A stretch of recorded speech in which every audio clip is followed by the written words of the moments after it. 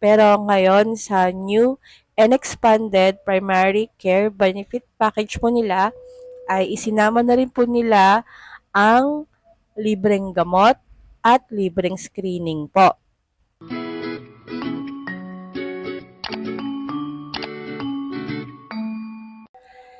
Hello po mga amores, magandang araw po and welcome back to my channel. Sa video po natin ngayon ay pag-uusapan naman po natin yung about po sa PhilHealth Yakap program. Ano nga po ba ang PhilHealth Yakap program? Ito po ay isang programa ni PhilHealth na nagbibigay ng libreng konsultasyon, basic laboratory test at gamot para po sa mga active PhilHealth members po. Ayan, kung mapapansin po natin dito, dati po ang kino-cover lang po ng benefit package po nila ay check-up and laboratory lang po. Pero ngayon sa new and expanded primary care benefit package po nila ay isinama na rin po nila ang libreng gamot at libreng screening po. Ayan, sino nga ba ang mga pwede pong mag-avail ng PhilHealth Yakap benefits? Basta lahat po ng active PhilHealth members ay pwede pong mag-avail po ng benefit po na ito. Dito po, may mga automatic PhilHealth members naman na po dito Pero, make sure lang po na nakapag-register po kayo sa PhilHealth at meron po kayong PhilHealth Identification Number. Kasi gagamitin nyo po iyon sa pag-avail po ng mga benefits po ni PhilHealth Yakap.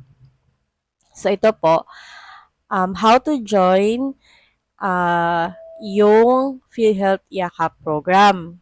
Ito po yung proseso sa pagrehistro at paggamit ng benepisyo.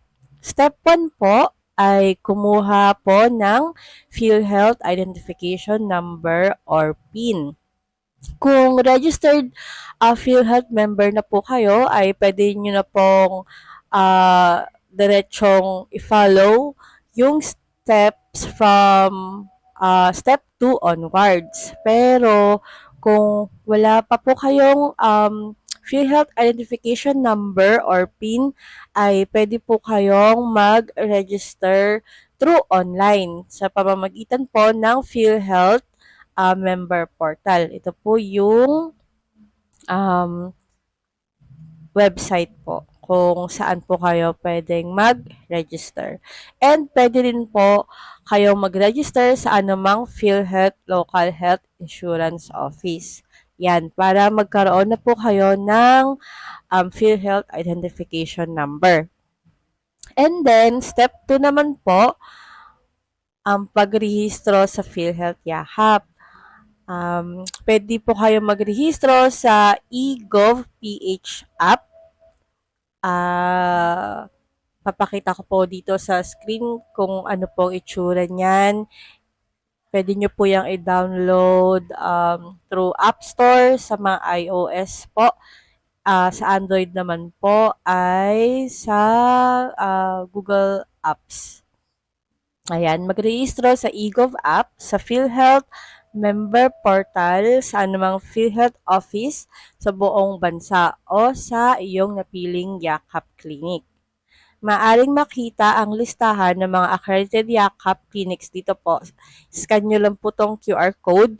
Ilalagay ko rin po sa description ng video po na ito ang link po ng website po na ito ni PhilHealth para ma-check nyo rin po at maging reference nyo po. Tapos, step 3, gamitin ang benepisyo. Pumunta po sa Yakap Clinic kung saan nakarehistro para sa unang konsultasyon. Tapos po, magpa-laboratory or test ayon sa recommendation po ng doktor po ninyo. Pumunta sa diagnostic clinic kung may rekomendasyong laboratorio ang doktor. Kung hindi available sa Yakap Clinic ang laboratorio, ay ituturo naman po kayo sa kapartner na diagnostic o laboratory clinic. Tapos po, kumuha ng gamot sa accredited gamot provider ayon sa reseta ng doktor. Kung may kinakailangang gamot, magre-reseta naman po ang doktor gamit ang gamot app. Then pumunta sa kahit sang accredited na gamot provider or butika para kunin po ang inyong libreng gamot. Ipakita sa pharmacist ang reseta o UPSC code. Pirmahan ang gamot, availment slip na ibibigay ng pharmacist po sa inyo. Tandaan, may karato lang nakadisplay po sa labas at loob ng butika, katunayang sila po ay accredited na gamot provider ni PhilHealth. Hanggang 20,000 ang halagang maaaring makuhang gamot ng kada benepisyaryo sa accredited na butika sa loob ng isang taon. Sasabihin ng pharmacist po sa inyo kung magkano pa ang balanse mula sa 20,000 na limit. Then step 4 po ay bumalik sa Yakap Clinic para sa mga susunod nyo po mga follow-up. Mahalaga ang follow-up para po ma-monitor ang kondisyon at para sa gamot. Kaya huwag nyo pong kalimutang sundin ang mga payo po and recommendations ng doktor nyo po. Bumalik sa Yakap Clinic para sa mga sunod na follow-up. Ayan, ito naman po sa gifts of the PhilHealth Yakap program. So sa expanded program po ay meron pong kidney transplant na up to 2.1 million na dati po ay 600K lang. Meron din po sa peritoneal dialysis na up to 1.2 million na dati ay 270K lang. Meron din po for hemorrhagic stroke na 80K na dati po ay 30,000 lamang. Meron din po for ischemic stroke na 76,000 na dati po ay 28,000 lamang. Ayan, and meron din pong for breast cancer na up to 1.4 million na dati po ay 100K lamang. Meron din po for heart valve repair up to 810K, 810,000. Ayan, meron din po 156 hemodialysis sessions, 6,350 per session from 2,600 previously po.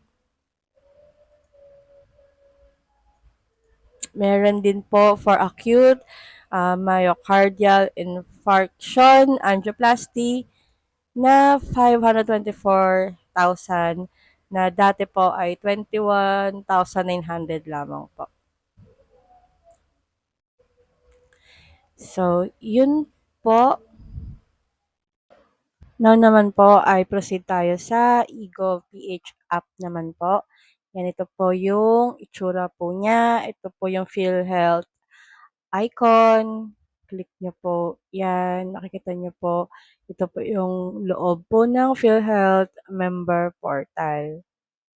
Yan, makikita nyo po dyan yung mga icons for home, profile, contributions, claims, and yan yung Yakap icon po sa bandang ilalim po nung app. Yan, pag kinlik nyo po yung Yakap icon, ito po yung makikita nyo po. Yan, click nyo lang po yung add Yakap provider. Under the province, select nyo po yung province po ninyo. Yan, example, Metro Manila. Then sa city, hanapin nyo po yung city ninyo. Yan, kunyari, Quezon City. And then, yan po, lalabas po yung mga malalapit na Yakap providers. Tapos, for example po, yan, nag-select na po kayo ng Yakap provider. Kunyari, yung San Mateo Super Health Center, click nyo lang po yung select. Then, pagkatapos po, magpa-pop up po itong confirmation. Click nyo lang po yung yes. And then, after po nyan, makikita nyo na po under the Yakap provider na na-add na po yung pinili nyo pong provider and pati rin po yung registration date. Ayan, and then yun, pwede na po kayong mag-proceed po doon sa Yakap provider na pinili nyo po para makapagpa-check up na po kayo. If nakatulong po sa inyo ang video po na ito, don't forget to hit the like and subscribe button and share nyo na rin po para mas marami pa po tayong maabot at matulungan. Hanggang sa muli po, paalam!